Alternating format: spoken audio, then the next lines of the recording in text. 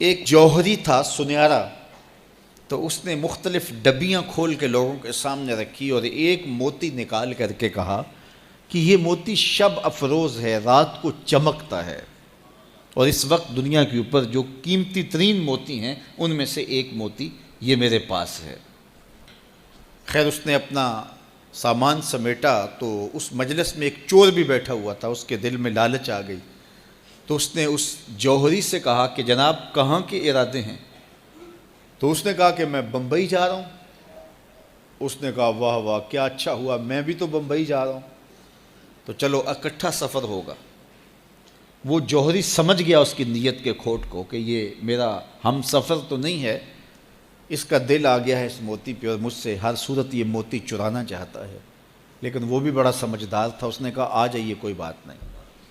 سفر چلتا رہا، رات ہوئی، جب سامان اتارا اور سونے کی تیاری کی تو وہ جو اس نیت سے ساتھ ہم سفر بنا تھا اس نے بھی اپنی قمیض اتار کے لٹکا دی، اور اس جوہری نے بھی۔ اس جوہری نے یوں کیا کہ نظر بچا کے وہ ڈبیا قیمتی موتی والی نکال کر کے اس کی جیب میں ڈال دی اور خود بے فکر ہو کے سو گیا۔ جب یہ خراٹے لینے لگا تو چور اٹھا، اس کا سامان ٹٹولا، اس کی جیبیں دیکھیں، سارا دیکھتا رہا۔ خیر دن چڑھ گیا، جوہری اٹھا، اس نے نظر بچا کر کے اس کی جیب میں ہاتھ ڈال کر کے وہ موتی اپنی جیب میں ڈال لیا۔ صبح جب ناشتے پہ بیٹھے تو اس چور نے باتوں ہی باتوں میں بات کی، وہ آپ کے موتی کی چمک شمک نظر نہیں آئی رات کو؟ تو وہ ہنس کے کہنے لگا نہیں میرے پاس ہی تو تھا، اور جیب سے نکال کے سامنے رکھ دیا۔ دل ہی دل میں بڑا حیرت زدہ ہوا، میں نے تو سارا ٹٹولا، یہ اگر کہیں تھا تو مجھے کیوں نہیں ملا؟ چلو آج صحیح۔ اگلا دن آیا تو پھر اس نے قمیض اتار کے رکھی اور اس نے نظر بچا کے اس کی قمیض میں وہ موتی ڈال دیا اور خود بے فکر ہو کے سو گیا۔ یہ ساری رات اس کے سامان میں، اس کے لباس میں تلاش کرتا رہا اور وہ مزے سے سویا رہا۔ صبح اٹھا اور نظر بچا کے اپنی جیب میں ڈال لیا۔ ناشتے پہ پھر بات کی کہ وہ آج بھی کوئی چمک شمک دکھائی نہیں دی۔ اس نے کہا میرے پاس ہی تھا، جیب میں ہاتھ ڈالا اور سامنے رکھ دیا۔ بڑا حیرت زدہ ہوا، دل ہی دل میں سوچا چلو کل صحیح۔ اس نے پھر ایسے کیا اور یہ ساری رات اس کا سامان ٹٹولتا رہا پوری تفصیل کے ساتھ۔ خیر جب صبح ہوئی تو اس نے پھر نظر بچا کے اپنی جیب میں وہ موتی رکھ لیا تھا، تو اس نے پوچھا وہ رات والا موتی آپ کا نظر نہیں آیا جس کو آپ کہتے تھے چمکتا ہے؟ کہا وہ ڈبیا میں رکھا ہے اس لیے چمک دکھائی نہیں دی، تھا تو میرے پاس ہی، اور جیب میں ہاتھ ڈالا اور سامنے رکھ دیا۔ یہ سر پکڑ کے بیٹھ گیا، میں روز اس کی جیب ٹٹولتا ہوں، سامان بھی دیکھتا ہوں، یہ رکھتا کہاں ہے؟ میں نے تو کوئی جگہ نہیں چھوڑی۔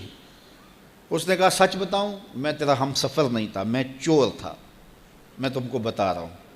اب آپ میرے بھی استاد نکلے، مجھے اتنا بتاؤ کہ یہ موتی آپ رکھتے کہاں تھے؟ میں ساری رات ٹٹولتا رہا اور 3 دن ہو گئے مجھے، میں نے کوئی گوشہ نہیں چھوڑا، آپ کا سامان کھول کھول کے دیکھا ہے، آپ کا لباس الٹ پلٹ کے دیکھا، لیکن مجھے ملا ہی نہیں، یہ رکھتے کہاں تھے؟ مجھے یہ تو بتاؤ۔ اس نے کہا لوگوں کی جیب میں ٹٹولتے رہے، اپنی جیب میں ہاتھ ہی نہیں ڈالا۔ بلے شاہ اڈ دیاں پھڑنے، جڑا گھر بیٹھا ہے انہوں پڑھیا ہی نہیں۔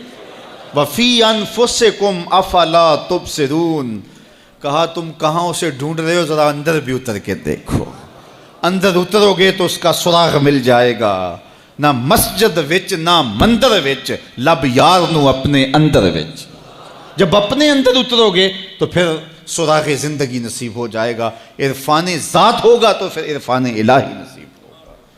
لیکن ہم دائیں بائیں ڈھونڈنے نکلے لیکن اپنے اندر اتر کے نہ دیکھا۔ تو سراغ زندگی ملتا ہی تب ہے جب اس کی چوکھٹ پہ جھکنا بندہ سیکھ جاتا۔